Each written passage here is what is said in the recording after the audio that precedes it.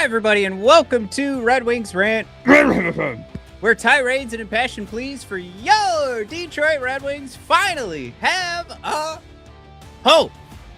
Today, let's get you all goosed up from that Moritz Seider. Holy shit. Kids can hear me. Domination on Easton last night. Holy mackerel. Posterizing a guy. Talk about posterizing a guy, dunking over him, or maybe even getting a block on somebody. That is, to me, that is the NHL's version of posterizing. Because otherwise it's just a goal. Otherwise, you can only posterize goalies, right? Or maybe Bobby Orr flying through the air, hitting a puck. But what Moritz Seider did last night in overtime to win that game, that would be like the equivalent of like an Oscar-nominated movie putting in their reel for like, this is why we should be nominated for Best Picture, or like their submissions of like, oh, this is our special effects scene that we're really showing off. Waiting for me, Romano, to show up, but we've got that. We've got some more trade talk. Obviously, Rasmus Andersson gone. I know for a little bit, a lot of you guys were bringing up good old Mr. Kiefer Sherwood. He gone. Went to San Jose. Who would have thunk that San Jose was going to be a buyer? Don't mind that at all. Take him off the board. Keep him in that other conference. Whatever. Brian, what's going on? Brian, hey, you're more on time than my brother. I told him this morning. It's like 7 o'clock, man. I backed it up to 7:30 because I got stuck in traffic on the way here. There he is. So I had to push this back on Mike a couple of times. Mike wearing the Seider jersey. Hell yeah. Good call. Yeah, the diesel. Oh, Jared giving you some. He's giving you some tough love. Mike's never on time. But Mike, for Jared to be able to say that would mean that he knows you, which is truly a measure of friendship and love. A wizard is never late. He arrives precisely when he means to. Plus, Mike only, like, when he's missing stuff, he's missing, like, the theme song. Hi, you're listening to Matt, and Matt's thoughts here on Matt Rant, and Here I am defending you, and Mike coming in hot being a piece of shit. Well, Thanks, look Mike. at that red scarf you're wearing. I don't know if you think you're Matt JF over there. What is that look? What are you doing? Great transition, Mike. Mike, real Matt's quick. Going to AEW. I gotta think. Last night, Yeah. Our new friends at JP Weiser's taking care of us last night. Oh, Mike giving me a chance to rekindle my friendship with Darren McCarty. Oh, who when we were talking, he like at the end of our conversation, he goes, "So what was that podcast again?" And I go, "It's Red Wings Rant." And he's like, "Oh, that sounds familiar." And he goes to follow us, and what comes up is the DM conversation of us. Like he's already following us, and then the DM conversation comes up of when we had him on the podcast. I wasn't going to bring it up.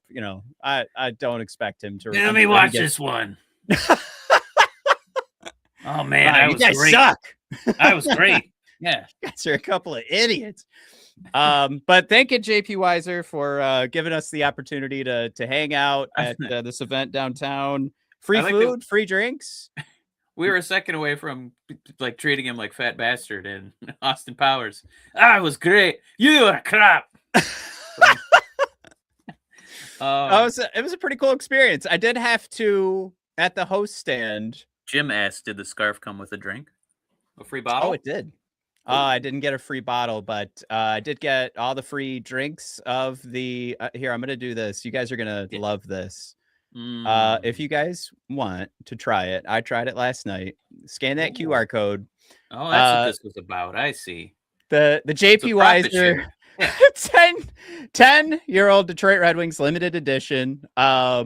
Mike, I got to be honest. I did go in thinking like, oh, I've had these, Detroit Lions around a bottle of wine. The Tigers are on a bottle of wine too. And I was just like, yeah, whatever. I'll try it. I actually am a fan of something that's a little sweet. This is a Canadian whiskey. I hate Canadian whiskey, but this thing's soaked in bourbon barrels, so I got me some sweet, and it was tasty. It was delish.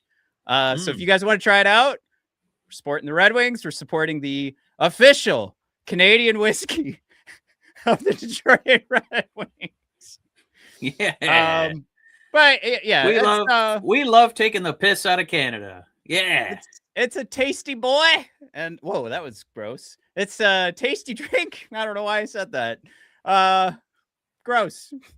Matt loves tasty boys. Oh, Jared, boy. go ahead and save that clip for us.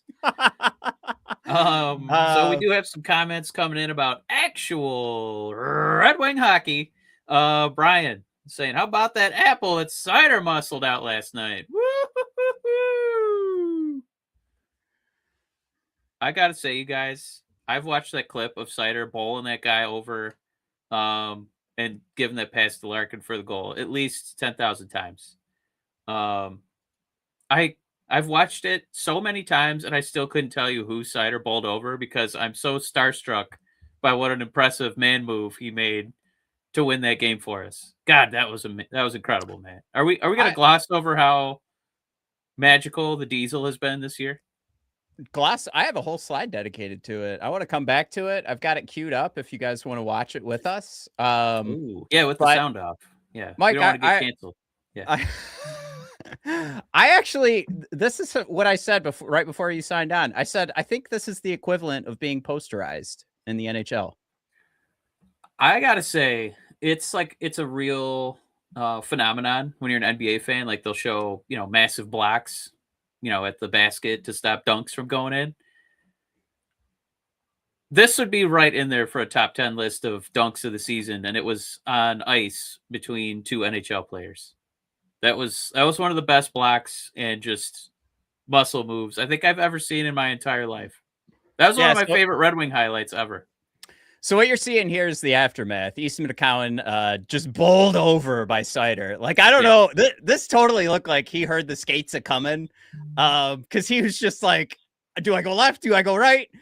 Seider just bowls right over. And we'll run this a little bit slower here because the way that this is going to play is actually start right after Seider knocks him over. But Seider chases this guy. Seider chases Easton through the neutral zone, takes him down right at the blue line, and then Seider makes an unbelievable pass here with McCowan throwing his stick around. Like, you could see he's trying to get Seider. Like, he's got to do anything he can to stop this. He was willing to eat a penalty. He's trying to grab Seider's stick on that play. But here, I mean, and the wherewithal from Larkin to just be like, oh, time to go. Like, I gotta catch up to this one. The excitement from Larkin was, oh man, that was energy last night. That was fun. That was a win. Oh, this picture is crystal clear. I love this. Oh my God. But yeah, just an incredible move by Seider. Something that I'm thinking that in an NHL season, Mike, we've talked about this before when we were talking about like the Calder Trophy. And we talked about having like moments. And at that time we were trying to say like voters are going to say like Trevor Zegras is going to win the Calder Trophy because he did that, behind the net pass. Yeah. This is one of those moments in a key game that I struggled to title this episode because I called it Red Wings win a playoff game in January. Because that felt like a playoff game. The energy was high. The checking was tight. I mean, there was no room to do anything. And they take it into overtime. Finally, it's 3-on-3. There's room to put some pucks on net. Mm-hmm. And they capitalized. And with an amazing play too. But that's in that moment where it mattered most, Seider saw a chance to steal the puck, take advantage of a guy who's lesser skilled than Seider, not as strong, not as aware, offensively aware, defensively aware, not aware in the neutral zone what the hell he should do. Seider takes advantage of it with his hockey smarts. Yeah. And high skilled pass to get it perfectly where Larkin needed to make his shot. All it was missing was Seider turned around and doing the LeBron James too small gesture. Yeah. But Did you see Cade the other day in that Pacers game, which I thought was a little mean to do it in the Pacers game, but Duran did the alley oop and from Cade's pass, and I don't know who it was, but tall white Jay useless Huff. center. Yeah, Jay Huff. Yeah, he got on a on the poster. Pacers. Yeah. Yep. No, my favorite thing about this whole play and obviously the victory was huge. Was if you guys got to see the comments from Larkin after the game where he was basically saying it's nice that he does it to the other team because he does it to us in practice all the time. We're discovering that he's just a mean person, and luckily he's on our team. And so he big bodies and big boys his teammates during practice. And I think it just shows, like real leadership. It's like the same aggression that you bring to practice, you bring to the games, and especially in games like this where we're trying to keep pocketing all these points against teams that we're going to be competing with to get for playoff seeding, and it's your best players playing at their best. Man, we were so worried, right, years leading up to this one, like where's the leadership going to come from, where's that A+ talent going to come from, and if you want to start to feel like, hey, I think we got an A+ on our team. And I don't just mean the A+ that is John Gibson, who, my God, did we accidentally stumble onto a great goalie. Seider, leading the team in practice, leading them in games. We knew he was, powerful on the defensive end, but turning that into offense, that's what we thought that next step was for him being elite. This just checked off so many boxes, and I hope that we get this guy for the entire duration of his career. Matt, God bless you, finding the whole clip. Oh, look at that beautiful ball. Bam. Oh, glorious. I love Larkin's reaction. There were some tense moments in that overtime, too, because it got to the point where we were putting Johansson was out there, on a 3-on-3, and I know you got to put somebody on defense, and you want somebody with a little bit more, speed than, like Sherratt. So it makes sense to kind of cycle through Edmondson, Seider, not ASP, as some people are commenting. He got to ride the bench a little bit. Totally forgot the double hit, too, because somebody came in with a receipt to try to hit Seider and just bounced off of his giant, scary German body. Bam! Totally forgot about that. I mean, they just need to bottle this energy up. This is something you can win with. That was awesome. Do we want to say, I know Toronto's not, a top 2-3 team right now in our conference. Would you still say that effort in that kind of moment could be season defining? Yeah, I mean, especially sweeping the Leafs. I like Jim Johnson throwing out there too, some good stats. Last time we shut out the Leafs in a season was 96, where we were 5-0. Brian throws out there, swept leaves like a trash pile. Yeah, get him, Brian. Yeah, I mean, this was important for like those reasons too. And I no matter where they are in the standings, those two teams threw a lot of pucks on net. You had two great goaltenders standing on their heads, and I don't know, it was a tight game. They did get a lot of shots on net, but they were not juicy chances throughout this game, and they were both fighting to try and create that space and find the next goal. And it was just in the past, I feel like we get that first period, right? Like the 1-1, and then things just get out of hand. And then it's just not even worth the conversation the next day, because we're just reeling and hurting because we thought we could sneak away with one. But this what is I think different. Too is with kind of changing things up a little bit. You play different when you feel like there's something on the line. Right. So if we're looking at the box scores, I think it was Seider and Edmondson both almost played 30 minutes last night. Yeah.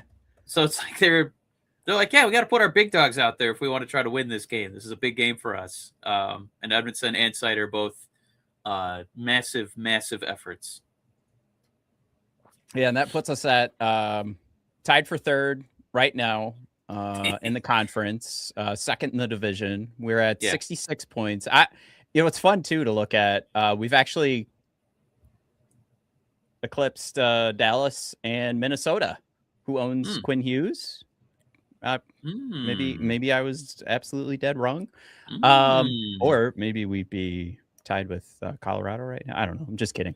But anyway, nobody's catching Colorado. I still think first place in our division gone. I think this is going to be Tampa and Colorado leading the way for their respective conferences. We're still a piece away from being Tampa, right? Like a big dog.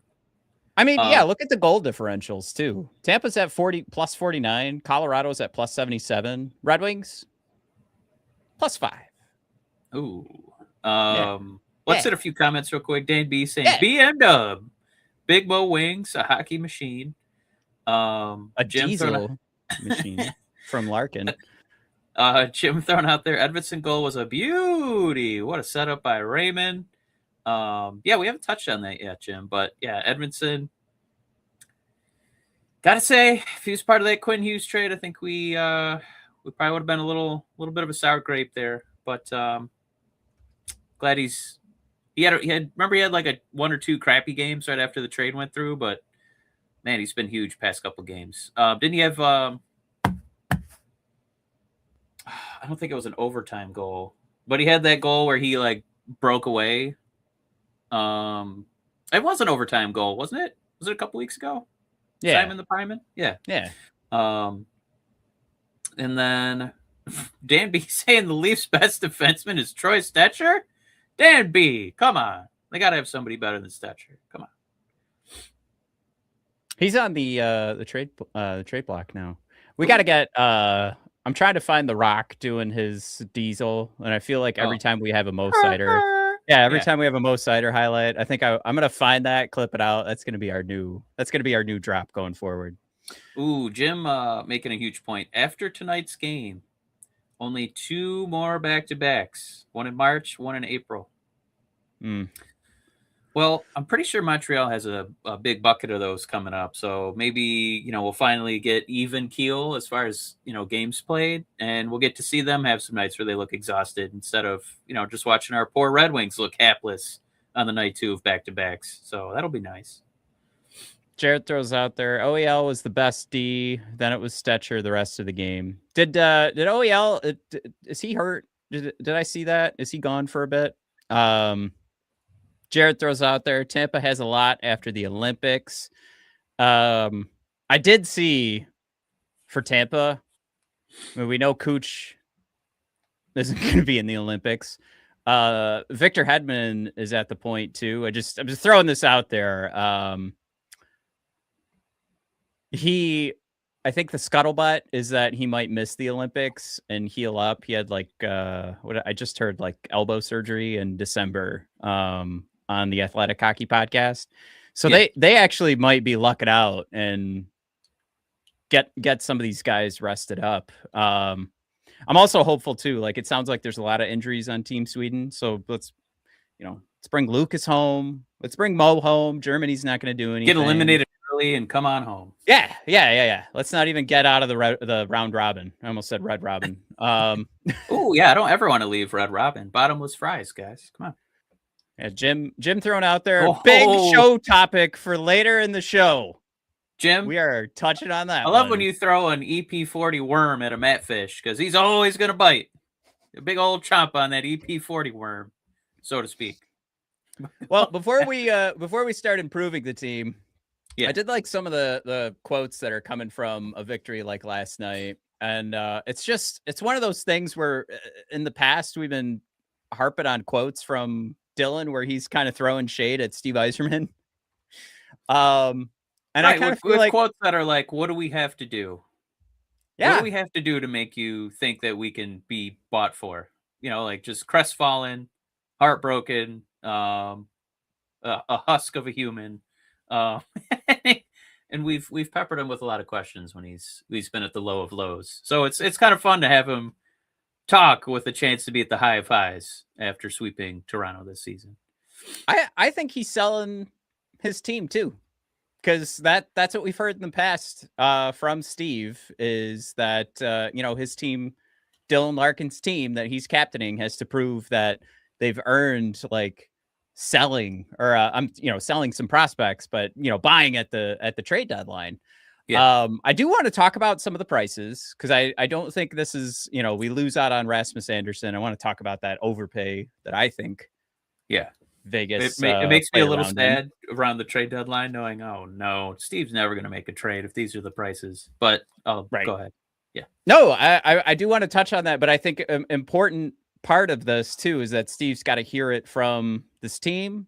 I think we heard a lot of it from Edmondson last night. We've heard some of it from Kopp the last couple of games, especially on his last assist with DeBrincat's goal against Ottawa, where he was making the comment like, "I've been here for a few years. This is by far the best we've looked," and it record wise, obviously. But what these guys are talking about is just like how hard the team is pushing. Like it's not just one of those they're getting pucks in the back of the net. I mean, again, I'll say it. Like last night felt like a playoff game. I'm really excited to see what tonight looks like. Now you've got another huge test in Minnesota. See if they stand tall again and knock them down. Which would be a pretty stunning outcome. Just the back-to-back and going on the road. It's really tough. And again, probably against one of the top 5 teams in the league, too. It's not an easy one that you had to come across on a back-to-back and traveling from Toronto to Minnesota. But it does go along with the idea here that Todd's sort of started the culture shift last year, and now it's really turning into like a belief system for this team, or the belief in Todd is becoming a part of the system. And I really like this line too, that they're spinning around right now, that winning isn't the goal, but sustaining what they have right now is the goal. And if they do that, they will win enough to get into the playoffs. Like that mentality is huge because they had those games that the last few years that felt like killed them. Not just the Ottawa game, but before we got, I'm talking about Ottawa from now, it's going to be 3 seasons ago, right? Where they lose back-to-back to Ottawa. But before that, they destroyed Tampa in puck control. I think that, long story short, they got goalied by Vasilevsky. So they get goalied.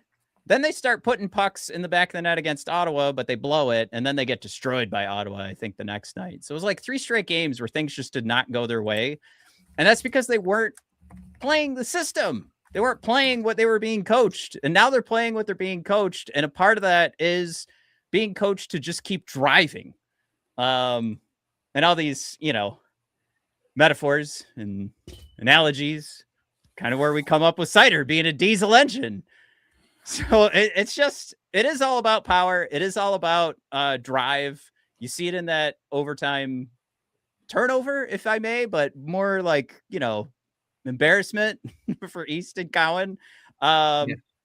Just getting run over by a diesel truck. But all of those things now are they're present in the game. They're present in the goals that are being scored. They're present in the locker room with the way these guys are talking about it and the way that, they're not pretending to be diesel trucks in the locker room, but they're talking about all the same things. They're all kind of wrapped around the same few ideas, which means, who's probably saying that? Dad, aka Todd McClellan. Kids copy their dad. So Sure. they're copying Dad. He's at the, he's probably on the glass in practice talking about drive. You guys are the Motor City. You should be driving. This is the effing Motor City. I'm just guessing. That's what Todd says in practice. So then that's where all the car. Okay. That part, admittedly, not proven, fuzzy on the finish there, but you know what I'm saying. Well, I mean, what McClellan has really preached is, consistency. This team is renowned for getting down on themselves if things don't go perfectly. And knowing that things didn't go perfectly, just a week ago. We had that Carolina game. We were winning the whole game, and then we blew that lead, and Carolina was really bringing the heat. And we still squeaked away with a point, right? And ended up winning. Then the next night with back to back, not our forte, as it's evidently. And we got shellacked 3-0, right? So you had that collapse in the third period. You had that rough game against Boston. So you're like, well, what now? Now you got a hungry Sharks team that's buying, by the way, which I think is fascinating. And you give them a nice spanking, right? A nice 4-2 spanking. You play Ottawa, a team that's recent history kind of giving us trouble. Been a season breaker. Some of those losses where it's just an emotional team wide collapse. And we keep the good vibes going, and then we go to Toronto, a Toronto team that is like, we're not getting swept by the Red Wings, not on our watch, and they hunker down and play a tough game. That third period was really tough. I honestly thought Toronto kicked a lot of ass in the third period. I was surprised how Gibson was really able to, kind of bail us out quite a few times before we were able to unleash 3-on-3 Larkin, who was unstoppable. But yeah, it just, like you said, the wins are great, but I think kind of keeping your head up and not getting, bogged down when things aren't going perfect. That's what this team has been doing so far in January. They're not perfect games. They're not perfect, 4-0 shutouts with a bunch of 5-on-5 goals and perfect goaltending. It's been war, and this team has been up to the task. And it's the kind of product that, I'm happy to spend my hard-earned money on to go watch and, prioritize over other things I could be doing. So this is really, really fulfilling to watch as a Red Wing fan. Oh, I'm so glad this is the next slide, by the way. Yeah, we want to give Gibson his flowers too, right? Because and by the way, just so you guys know, I do see the comments coming in, but a few of them are for slides that are just a slide or two away. So we're going to come back to your comments, but we're going to hit Matt's Gibson slide first. Yeah, I really liked the comments last night from Edvinson, where he's saying Gibson's a Vezina candidate. What's funny is it doesn't even need to be true, but it comes back to like this conversation of culture and team belief, and these guys are giggling through these press interviews after games. God damn, how long has it been since this team has been in such a great mood? It's refreshing from a couple different perspectives, but obviously to just talk about these games and what's helping out. For the longest time, we've said like, we need a goalie that can every now and then stand on their head. We don't need him to do it every night. I mean, just a few nights ago, he was pulling in another sub 900 game. I think maybe that was the Senators game. So it's not like this is like 950 save percentage, but he's doing enough. And then when it matters, he's keeping us in the game to still get a win. But beyond that, the stats are incredible. I think he is throwing up a 927 since December 1st. He's one of the top goalies in goals saved above expected as well, is one of the things Max Boltman reported. So it's just things going great for John. And I got to say it again. I've said it multiple times. I could not have been more wrong about bringing in John Gibson. I totally got it. And I was so ready to dump on this trade 2 months in, and should have been hold my horses.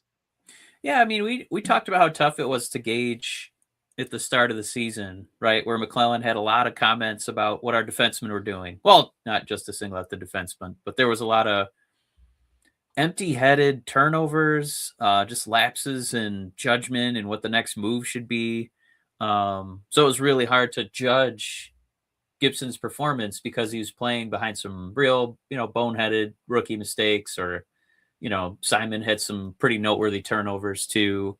So for us, we were like, we don't really know what the base and the control of this experiment is. We don't know how to gauge how good Gibson is when the defense is not playing very well. These are growing pains. We knew they were going to be here, but we don't know if Gibson is good, to be frank. So it looks like the defense has cleaned it up a little bit outside of ASP getting benched for stretches of time. But outside of those benchings, the defense has been stepping up. And some of that commentary, I don't know if you're reading about it too, McClellan again throwing some flowers at Gibson, just saying he's become chatty. And by that, he's like calling plays out to the defense. He's been making suggestions, doing things you would expect from a goaltender who's been around the block a few times. And what is he, 32 now? So he knows what he's doing out there. He knows how to kind of captain a defense from between the pipes. So we're starting to see that. We're seeing the confidence is overflowing with this team for him. But yeah, I think we got a few Gibson comments we could throw in there, Matt. I see you highlighting Brian there. Gibson seeing the puck very well. Absolutely. Dan B thrown in there. First month I was ready to trade Gibson for Reimer. Well, leading to this, Jim has been our stat guy, saying our team goals against average is actually under 3 a game. Wow. Jim, I gotta open a fresh tab and check on that, but that's a filthy number. Ooh, I'll take that as an official report. Yeah. So yeah, we did talk about Larkin delivering the big moment. Pretty cool. His number 12 overtime goal ties with Sergei Fedorov for most OT goals in Red Wings history. I did, Larkin was quick. Respect. He threw out there, Fedorov never got to play 3-on-3 hockey. And I was what like, a time that would have been. Oh, yeah, that's the first thought that popped in my head too. I was just like, oh, could you imagine? Yeah. Good gravy. I know. I wish we had that for Datsuk more. Like, yeah. Can you imagine him just cooking, like with a takeaway and just deking and dunking his way to, winning every single time? Dude, I was gonna throw something your way. I want to say Jim mentioned it. Yeah, Jim said a lot of people thought the Leafs were playing for a point last night. That surprises me. Just I really thought they were hammering us in that third period, trying to get that second goal. I thought they were kicking ass. Yeah, if memory serves me correctly, I think it was a Tavares play was almost a goal, and then they did bounce one right off the maybe a couple minutes into the third, right off the outside of the post. I only say that not to hammer Jim, but I genuinely thought like that added to the gravitas of watching that game, because it was so dialed in and competitive. You know what I mean? Like both teams really giving a hoot about scoring. So that being said, time to talk about our upgrade plan, because you did touch on Axel. We know that Jacob Bernard-Docker's been an issue. We're trying to find somebody to play with Aljo.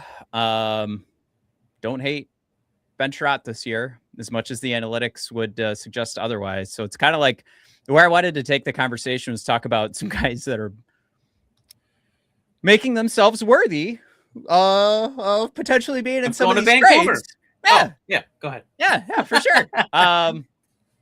Marco's really stepped it up. I think it would be hilarious if the conversation between Steve and Todd was, if you want to upgrade this team, you got to put Marco Kasper with Larkin and Raymond, because he's got to stand out. he's got to start standing out, man, because we're not getting rid of Marco if he's stuck on the fourth line, because he's not showing anybody anything. That being said, if Marco's not part of these trade conversations, good for us. Marco does kind of seem like he's turned on a new, or maybe turned on the old Marco Kasper from the second half of last year. It's not done.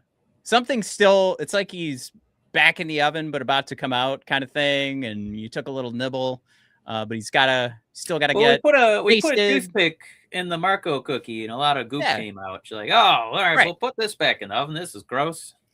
Yeah, it's almost ready though. But he has to me, I kind of like half-baked cookies. So right, he has been playing tougher. He's been a little bit more aggressive on the puck, like noticeably, and the problems that kind of I feel like had been standing out to me now that he is playing better, and like going back and trying to figure out what was he doing wrong before, it was a lot of wrong choices on where he was going to move. And it always makes me think of the quote from Wayne Gretzky where or it was more just Wayne a Gretzky story. or Michael Scott. Right.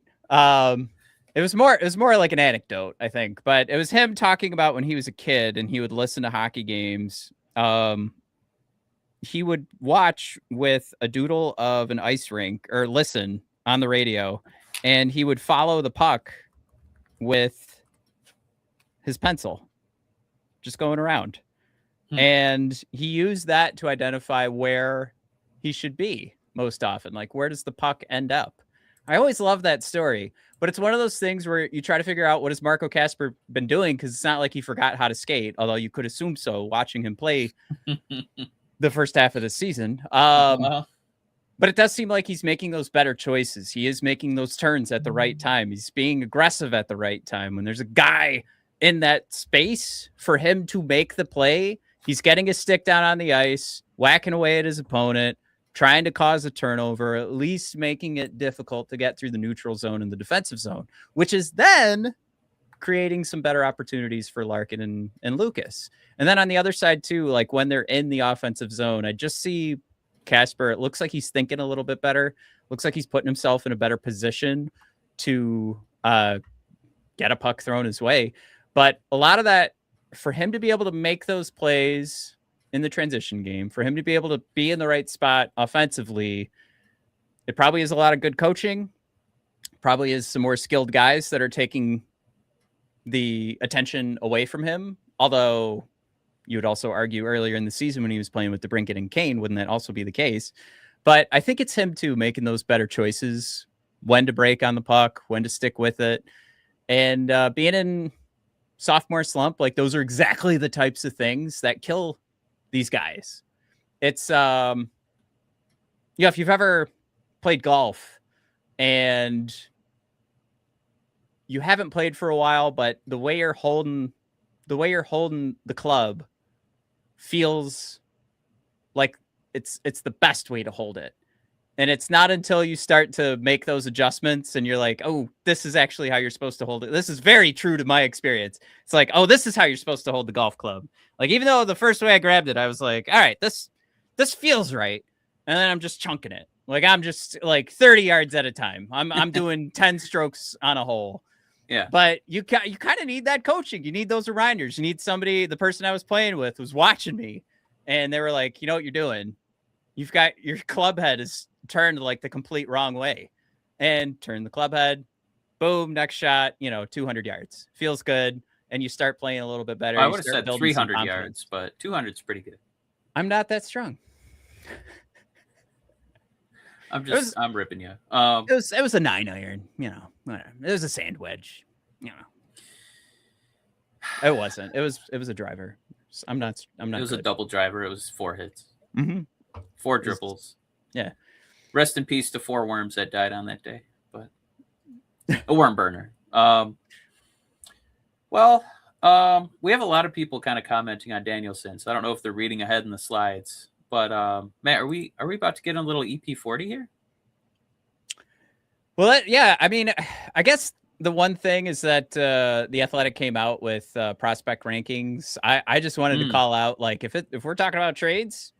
By the way, I'm really glad they're publishing that now, especially if they're going to tout some Red Wing prospects, so that if the Vancouver GM's like, oh, let me clean out that Red Wing cabinet. All right. Yeah, I and I'm still leaning heavily. Like, there was the name Adam Fox was called out in the comments earlier. Obviously, that's not on anybody's radar right now. But like, when you're talking about dropping some of these names, like where you're looking at Danielson, Branson, Nygaard, and you know what, Lombardi doesn't really count in there. But let's say you were talking about like a Carter Bear, or Max Plant, who's probably going to win Hobie Baker. Like, you talk about one of those guys, I kind of want to get a return that's legit, like, superstar. And if I'm packaging a couple of them with draft picks, like, that's what I'm looking for. I'm not looking to really plug holes this year. I'm looking at teams like the Rangers, like the Canucks. The Rangers put out, their letter to their fans. It's being called the letter 2.0. Because they just did this letter like 6 years ago. So they have a new letter that was like, all right, we fucked up. Right. This did not go to plan. if we're talking about these dudes, we're talking above, the Rasmus Andersons. What the Kiefer what was it Sherwood who got traded to the Yeah. Sharks? We're Yeah, we're talking not moving above any those of these guys. We're guys not for doing a first and a second and a piece for Rasmus. He's and fine, and his celebrations are cool, but I don't know if you've they're seen pretty him mad sweet. dogging Yeah. people in the crowd. Yeah. Um, but he would be really beloved in Detroit, I got to say, if he was doing that for us. But no, if we're trading these kind of prospects and Red Wing picks, I agree that we'd be aiming a little higher than a 32 game, adding playoffs in, presumably 32 game rental. So I did want to kind of talk about the market being a little inflated right now. What kind of highlighting specifically the Rasmus Anderson.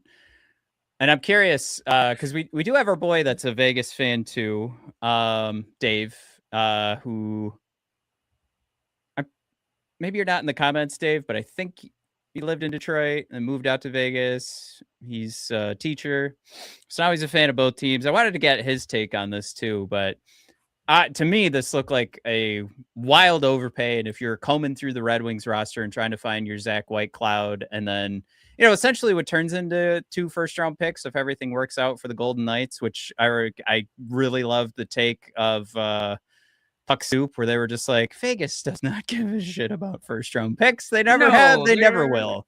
their first rounders are basically second rounders, and their second rounders are basically third rounders. So they traded a second and a third Right. for a guy who's probably going to play 20-ish minutes for them a night, and they're going to But be happy about it. it definitely feels different for us, where I think at the end of the day too, like if you're trying to improve this team, depending on how far that improvement goes, like then we're also talking about draft picks that are in the late 20s, and how much do I really care about that draft pick? And am I even going to watch the draft? Am I finally going to skip it? I guess we have to watch it because we have a podcast, but I'm going to think about it. But anyway, it feels like right now, even Kiefer Sherwood, I think a lot of people have kind of dubbed that one as fair. To me, it's Kiefer Sherwood. Like I don't think the goal scoring pace is going to pan out in San Jose.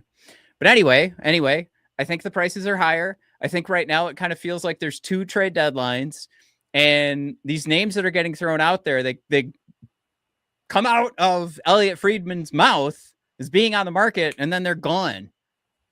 And I do feel like Vegas, I do feel like San Jose were just like, let's just get this trade done. What do you want? And it turned into that. And I feel like those conversations, again, back to like Quinn Hughes too, are happening with Steve Yzerman. And I feel like right now the best way to handle this, wait till the next trade deadline. Don't do anything on Matt trying to snuff February out the comment 4th. page on Red Wings Rant. Oh, you mean until the next one? I thought you meant next year. No. Yeah, the February 4th Olympic roster freeze. Do not force anything before that. I think some teams are just going to put their the proverbial foot in their mouth, but from a trade perspective, like, we got this trade done. Oh shit. Like, what is our team going to look like next year? Cause yeah, I when it came down to it too, like Rasmus Andersson would like to have him on my bottom pair, like for sure. But not like, somebody pointed out in the past week in discussing this trade on maybe The Athletic, I think, but it was like, let's not forget, like this guy's never been like in the Norris conversation, and he's been a top line defenseman for Calgary. So it's like, is he really doing the job? Right. I mean, we can also weaponize our cap, right? And I feel like if we're going to put a bunch of eggs into one basket, I don't want to just, it's not waste. It's just, we could do more with it. So if we're going to finally get Steve, he's finally going to open up and, make a big move. It doesn't need to be a guy like this who's pretty good. I think you could give a little bit more and get something better back. And we do have a lot of comments that we just kind of missed, and I think they're going to kind of lead into some slides that you got for us. But, Brian's saying Danielson can go back on the block. He says for a gunner. I don't know if it gets much faster than Danielson blazes Nate, We had Whiskey, who I didn't hear from yet today. Welcome, buddy. Oh, this was a comment just about some names that are missing the playoffs. Getting Edvinsson probably playing for is that Sweden? Sweden for Edvinsson? Oh, that's right. Yeah. No, that would suck Some for us mentioning of Red Wings Augustine fans. versus Kosa. I still really like the idea of putting one of those guys on the block, especially if we found out that Gibson can stick around for a while. Especially if we can try to make this year and or next year's team really good.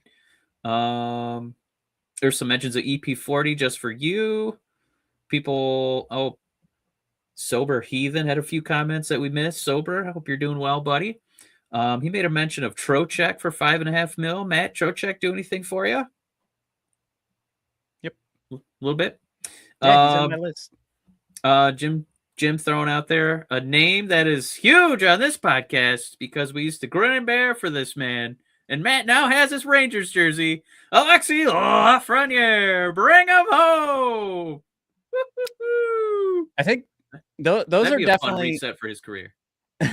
those are the conversations for me. Like I love these names being thrown out because they're not really on anybody's trade board, but they're the first name that pops out to me. Like the Rangers throw out their, letter to the fans, and earlier Whiskey threw out their Adam Fox. I like the possibility of Lafreniere. The contract is not my favorite thing to look at, but it would be something where he'd finally be getting like a real legit chance in the spot that he was drafted for. It would probably take a lot to make that move happen. A little bit less than some of the other names being thrown out there, but I think we're ready to jump into it. But do we feel like we're on the same page? Like, want some defense, second bottom pair. And the optional grid scoring was the other side of it. We have some very pragmatic Red Wing ranters, and they do like to just cautiously remind that some very important pieces have contracts coming up. Like looking at the Edvinssons, DeBrincat's contract is almost at an end. He's going to probably want a pretty significant raise to lead our team in goals for probably 4 or 5 years in a row.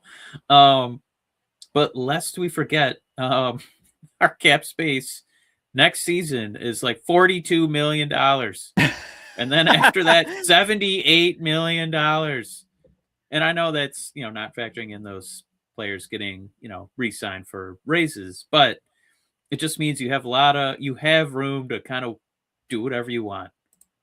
And that's kind of where some of these interesting players, are available to us because we have that much cap space to kind of muck around with.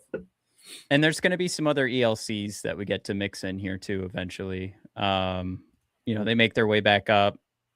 I mean, it's not like we've seen it like Nate Danielson, NBN haven't shown us enough that when their contracts are up that we've got to pay up, Right.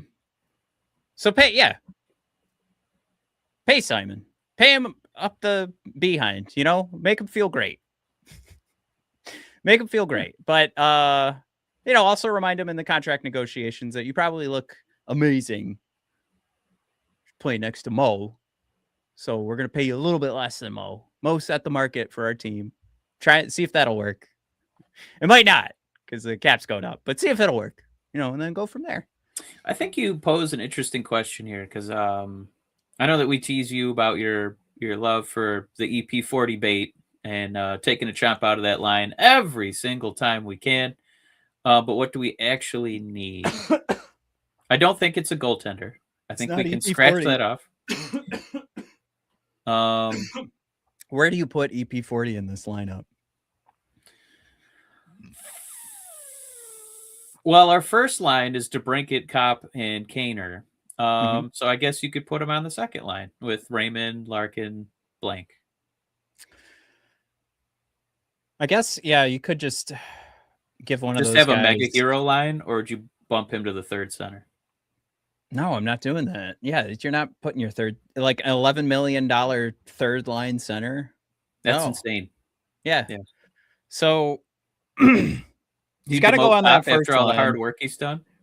Right, and that's essentially what we're talking about. Like somewhere in the top 6, he's got to fit. I feel like he gets his contract because he's a center, so it's kind of it would be odd to me to then move Larkin out of that spot or like start creating another scoring line from one of those guys. It's just it gets really confusing when I think there's going to be other names on the market that maybe are doing a better job too. Like EP40, it's not even goddamn. Where's he at? Is he at like 29 points right now so far this season? Like Yeah, not great.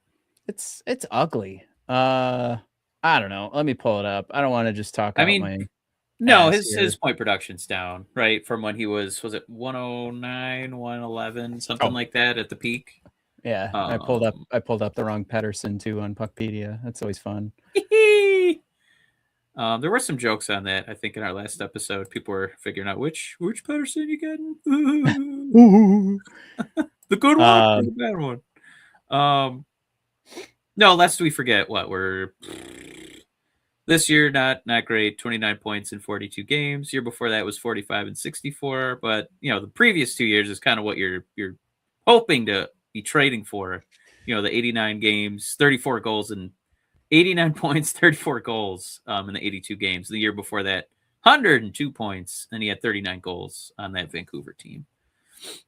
So yeah, back to back, going 68, 102, 89, and then some boo-boos last year, and then not so good this year.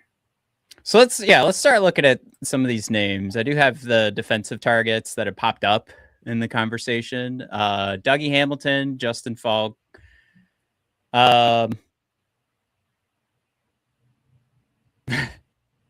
These are both kind of tough for me to stomach. Dougie, and while that you'd have point to is have New fresh Jersey too, retained. Yeah. Dan B just saying Quinn Hughes is not doing great in Vancouver either. How about now? Yeah, that's kind of what Matt and I think too. He's got some debronchitis, where he's like, I don't want to be here. Please get me out. And then once you free him from the Vancouver shackles, you'll see him return to the player he used to be. Yeah, he is pulling like sad panda every shift. Sober heathen, throwing it out there as well. Dude, I think EP40 may just be on a really poopy team and a toxic work environment. Preach, Sober, preach. Put him with our Swedes, and he could be really good. I'm going to remove the last part of your comment, Sober, because I disagree with that part. I think he'd be awesome here. I think he'd really love it. But we're looking at some more responsible targets here, basically filling out our bottom 4 defensemen. And you were talking about Dougie and Falk. Yeah, and it's one of those things too. We talked about Dougie last week. The competition that he's been facing is pretty good. His even strength offense he's bringing aboard. Like we're going to be asking him to take a lesser role than when he first got this contract. But New Jersey's been trying that too, and it hasn't necessarily been working out. But he does add another element where you can give Mo some rest on the power play. Axel too, who seems to be getting a lot of rest recently. But Justin Falk is definitely one, I guess at this point, like what's the benefit here? I'm going to blow this up a little bit so I can actually read this. But the benefit here is Justin Falk would be playing that top pair role, and he's coming back on that significantly. The only thing is like the offense that's been coming from him, measurably horrible. I mean, the Jay Fresh card does not paint a pretty picture. This is a 0% off. Like essentially, you're saying Justin Falk brings no offense, which means he's probably losing a lot of the transition game and just not being able to gain the zone with whoever he's playing with, and he obviously can't force it either. So it's a tough one from what you've been seeing, but for both of these guys, I think it's going to be about maybe improving the scenario around them, and also, comparing these two contracts. Justin's going to be much easier to eat up, but the conversation doesn't stop here. These are the biggest names being thrown out. These are the the names that are tied to the Red Wings right now. I'm not thrilled with them.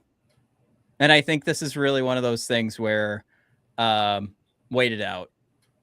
Like, wait out the trade deadline. Don't force one of these. You don't have to have these guys on your team before the Olympic freeze, and see if you can get these prices to come down a bit. Dougie's is going to be really weird. We don't even know if the Red Wings won't be on Dougie's no trade list, because I think he's going from like a no trade full to like a 10 team no trade or something like that. But essentially it just puts the ball in Dougie's court, right? Brian thrown out there, Dougie's not leaving New Jersey. Jim Johnson, Luke Hughes is on LTIR. I think a lot of this though is Dougie wants out. Like, that's where I would fuel that conversation, as opposed to like, what does New Jersey want right now? I think they'd like to move Dougie, have more cap flexibility to change what is a failing roster right now. And they'll take another defenseman in his place and try to figure it out from there. Yeah, his his contract kind of lines up almost exactly with what we're comfortable with, right? So you would have him for the rest of this season, and then 2 more years where our cap sheet is basically wide open. So it wouldn't be as detrimental to our cap situation going forward, because we don't have anybody signed. The only thing, and it overlaps too, where we would still have DeBrincat at his current number, and it would just be Simon the Pieman that you'd have to fill in, but you still have room for that. So I don't think that cap concern is too rough. There was a few comments too about EP40 being a negative influence in the locker room. So being a little bit of a stinky Pete, right, on a bad team, I think that I could see where people would have concerns with that. But I mean, this is the same Red Wings Rant episode where we're talking about, Larkin calling out Seider, saying, it's awesome to see that play he made in Toronto. This is how he beats us up in practice. So, McClellan being on top of these guys and trying to snuff out any time where they start to hang their head a little bit and saying, guys, it's one game or it's one period. You guys just play effing hockey. Just drop it. We can't afford to keep doing this anymore. We've talked about changing. Now it's time to change. So if you want to feel a little bit better about that potential risk, it's starting to feel like you do have the right leadership to like prevent those kind of things from happening. And I feel like EP40, if he was brought here, he'd be brought in to, my God, I can't believe I'm saying this about a Red Wing team that we haven't been able to say in a decade, a winning culture, or at least one that is like on the way to doing that. So I do see the concern. I do understand the concern. But if Seider's beating him up and saying, hey, man, we need you, bam, knocking him out in center ice. McClellan, kind of talking about we're going to hold everybody accountable. We have certain goals we want to meet on this team. I feel like the leadership on this squad could, turn that guy around. I hear your concerns. They're not concerns for me. Oh, sorry, Whiskey. That impression sounded nothing like Jesse the Body Ventura, who has come out of the woodwork with some pretty good quotes recently with recent politics in this country. So glad Jesse the Body is still out there for us. Brian throws out there, Seider might need to truck EP40. Maybe a couple of times. What a moment that would be. Not since Draymond punched Jordan Poole at Golden State Warriors practice. My God, what a moment that would be in Red Wing history. Or not since JT Miller bullied EP40 the Vancouver Canucks. Whoops. Don't bring that one up, man. He can be fixed. He can be fixed. So we come back to the Rangers conversation. Vincent Trocheck was the guy I wanted over Andrew Kopp, and how the turntables have turned, because now Trocheck falling down on the WAR. He's a 35% WAR percentage. Obviously, this Rangers team is struggling. But this is something I played around with in my head, and I don't know if I'm bringing in Vince to be in my top 6. I actually kind of was thinking, like, is there a world where we move on from JT Compher and bring in Vincent Trocheck? I who I who I wants might. Comfer though?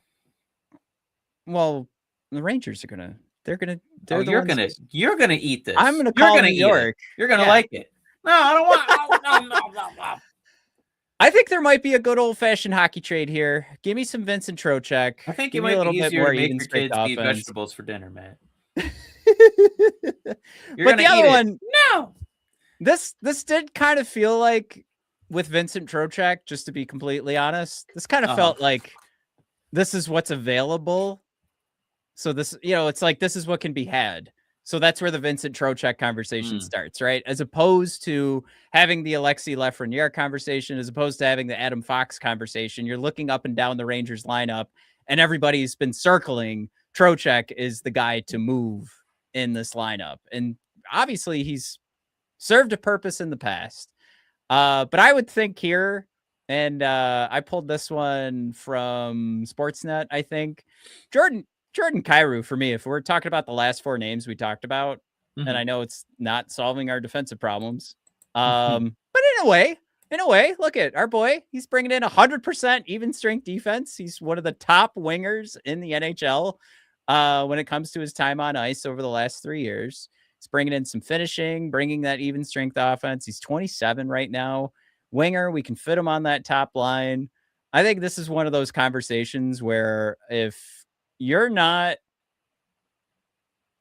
in on the Jason Robertson conversation, where Dallas very clearly wants to move Robertson, they just don't like the fit, even though he's scoring at an incredible rate. Another name that, should be on your list, or I guess I shouldn't say if you're not in on the Jason Robertson, but if you want to just extend the possibilities for who you can add in your top six, that's a winger. Or at least I shouldn't say Jordan Kyrou's the winger here. If you want to add some stability to your top six, I would think about Jason Robertson, and then I would also think about Jordan Kyrou. They really want to say bye to Robertson. Yeah, I don't know what the hell's going on there. He's insane. He's literally insane. That point production is insane. What are you talking about, you guys? Just sign. And then Jim thrown out there too from St. Louis is Robert Thomas is another name. I think if you're ranking these two names of like who's more available, I think Jim might be landing on the Robert Thomas as the more available. For me, I'm just more excited about Damn Jordan it, Jared. Kyrou. No, Jared, not the guy from Matchbox 20, not Rob Thomas. But a lot of potential for memes there. Jim's not taking that in consideration. Jim, no, don't correct Jared. He's a buffoon and a half. He knows who. He knows who. He knows you didn't mean Rob Thomas. Damn it. Brian asking for the production. I'm gonna grab that for you. But Sober Heathen saying, "Gosh, I love Robertson. His numbers are literally insane. I can't even imagine. I don't watch Dallas hockey every night. I don't know what they don't like about him. They really just don't want to give this guy a contract. This production is expendable to them. Can I just throw the numbers out there? This year, 50 games played, 29 goals, 58 points. Year prior, oh my God, you guys. The past 3 years, he's missed no games. 82, 82, 82. He's got 35 goals, 80 points. 29 goals, 80 points. 46 goals, 109 points. Good Lord Almighty. He did what a busta. He missed 8 games the year before that. So over 4 seasons, he missed 8 games. Insane. But that's a 41 goal season, 79 points. Jeez, oh Pete, what do you want? What do you want from this man? Do you want him to bleed? My God, man, who are we? What was Robertson. That Robertson? Oh, okay. Yeah. What am I missing? What don't they like about him? They could have, they could sign him right now. They could give him a nice juicy contract. Oof. So Trocheck, Mike, 32 points in 37 games, 59 points in 82 games the year prior, 77 points in 82 games the year before that. And let's not forget an all-star, and has gotten Selke votes 4 times in his career, so he does do a pretty good job. So he's basically Cop if Cop never had core surgery. Yeah. There you go. Cop with no core surgery ever. That's what you're getting in Trocheck. And you were, for the games played you were reading, that was Jason Robertson? 4 seasons, he's missed 8 games. That's insane. Yeah, because Trocheck, the 2025 season, 24 season, 23 season, no games missed. The 22 season, 1 game missed. He's on a really good pace so far this year. Holy mackerel. Man.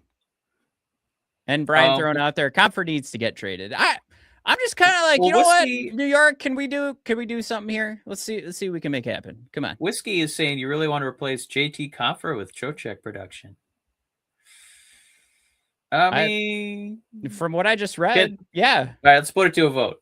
Yays. Do you want a point per game production? Okay. Yeah. Over JT Comfort. Yes. Yays. The Yays have it. I'm sorry, Whiskey. You guys didn't Whiskey, get to vote. This is a cheerocracy. I'm sorry. You're eliminated, Whiskey. If you could sign off, please. We'll send you a watch and some. Oh, some peanuts. Okay, yeah. Whiskey. Okay, sorry. Oh, I didn't get the joke. Sometimes it's hard to pick up on sarcasm in these comments. Yeah, it's really hard. I thought you were giving us a left turn on that one. I thought you were zagging, but okay. So here's the fun one from Frank Saravelli. Is he hunting for a few clicks here? I'm not listing. That crazy. Besides, I'm listing Artemi Panarin because I don't think I want him. Crazy for us. Panarin is 1,000% available. Are we worried? Are we still worried about his payoff off the books and non-disclosure agreement from a couple years ago? Do we care about that? Now, okay, can I say this? When we talked about EP40 being a sad panda in our locker room, putting him in a headlock and fixing that, especially winning does a lot of that. Some spankings, yeah.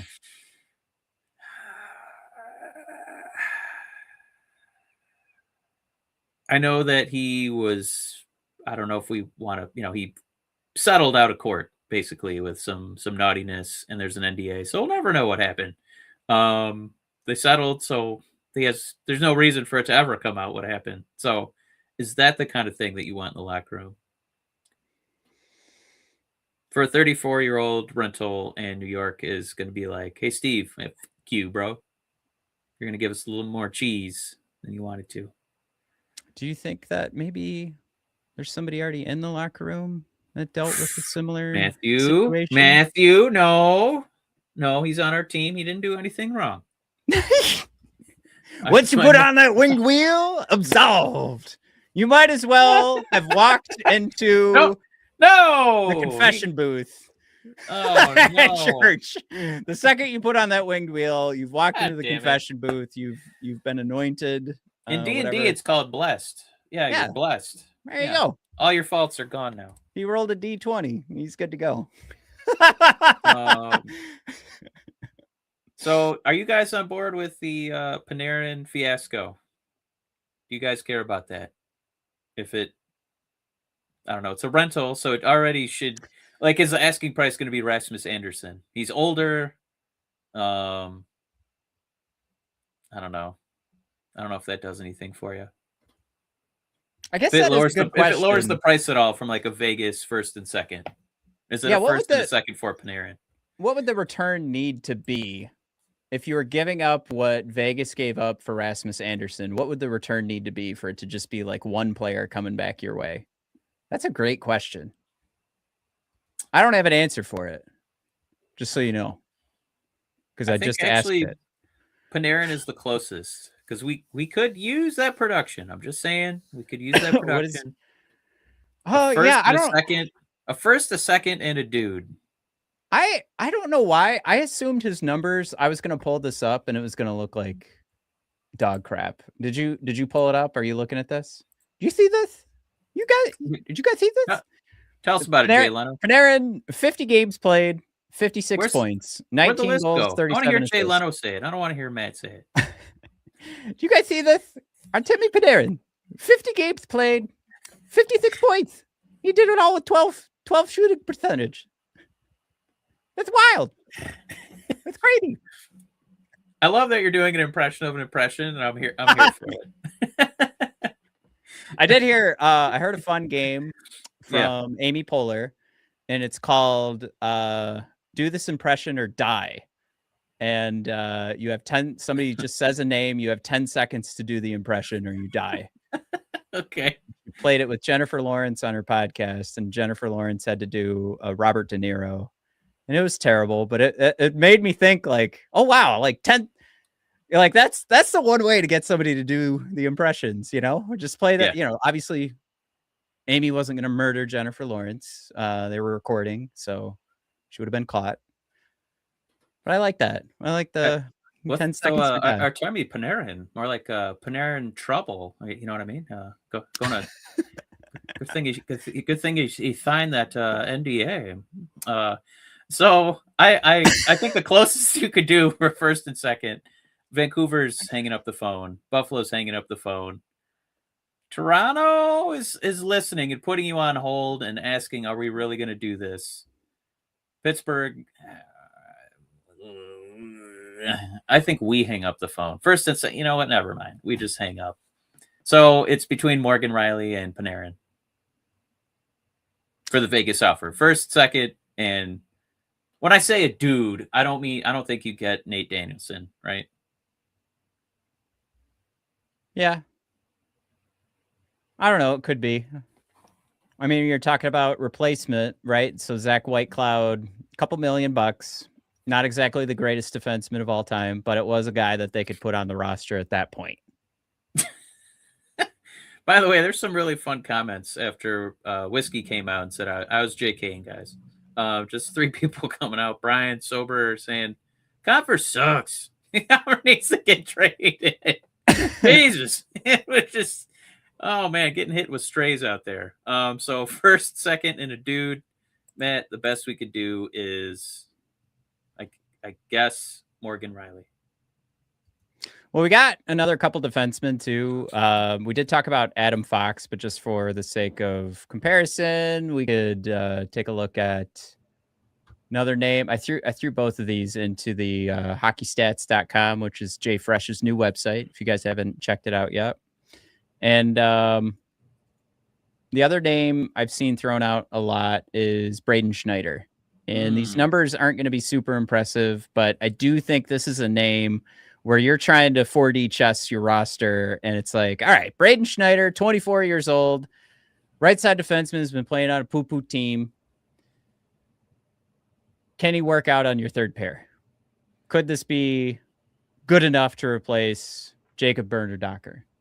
I guess we could, we could measure it right now, right? This move is realistic because it'd be really right, never boring. Mind. Yeah, we're out. No, the competition actually that Braden's facing is higher, so maybe it would still be an improvement, right? I think if Steve made that move and he said, "I think we had a very successful trade deadline. We assessed some needs on our Detroit Red Wings, our roster, and we basically saw that we could add a very below average defenseman to our bottom 6 and watch him be below average at best and bad and people bullying me when I'm sitting up in the booth. I think we accomplished that today. So it's just the 2 first rounders for him, and we'll try and recoup that in a few years." So if I have to hear that press conference, Matt, I think I'm going to lose it. Now, there's some players. Has anyone shown that page to the Dallas GM? Jesus. Jim Nill? No. The guy who's won, how many years in a row has he won GM of the Year now or something like that? No, it wasn't Jim. Florida must have won, right? After they win a couple cups in a row and just keep everybody on the team. Yeah. Anyway, okay, why are we talking about that? Who cares? But yeah, like Jason Robertson, like measures out as like one of the best players in the NHL right now. And Dallas is like, I don't believe it. No. Yeah, I don't see it. I don't see it. Well, they've also got to pay this guy, so fair. Oof. Oh my God. What a bum. Better get rid of him. Bring him home, baby. Man. But yeah, we gotta show Jim this website. I think he'll make some better choices for his team that can't get over the hump and make it into the finals. Okay, so what are we're decided on Artemi Panarin and Morgan Riley. What's funny, I would have literally gone the opposite direction. I would have said Erik Karlsson, Elias Pettersson, and Owen Power are my targets on this crazy board. I'm just saying there'd be a lot of phones hung up. I don't think the Red Wings would do those draft picks for Karlsson. I don't think Vancouver would want that little, and I think Buffalo would go and hang up. So I'm just saying the other two deals are a little more feasible for the Vegas offer. Brian's throwing out there comp for Kosa and a bag of donuts for Robertson. Who says no first? Probably Dallas. I think they're all set with goalies. All right. Well, I think we're at an hour 15. I think we're just excited for actual games again. Yeah, we got 10 more slides to go. I'm just kidding.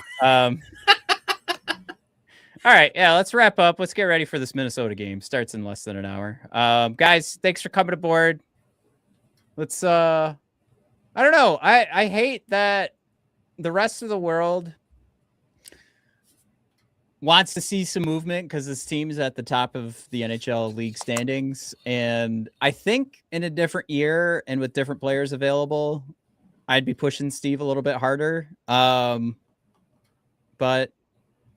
it seems like some of the better names are already gone. Some of the better names have signed long-term contracts. So with what's available, I'm not saying Steve don't make a trade this year. I'm just saying let's just walk this sucker right up to March, whatever, 6th, whatever the trade deadline is, because these trades that are moving right now are to make sure that they don't miss out on the player. And there's not a name available right now. That's the best way to put it.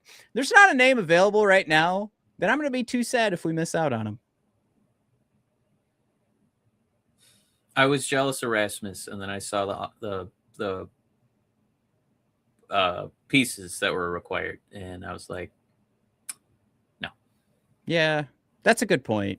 I guess I even assumed like that would be easier to get, but Vegas definitely said we are not missing out on Rasmus Andersson. Yeah. But yeah, so you guys, let's see what happens against Minnesota. Huge game. Then we've got what is it? Winnipeg coming up on Saturday or some bullshit. I don't know.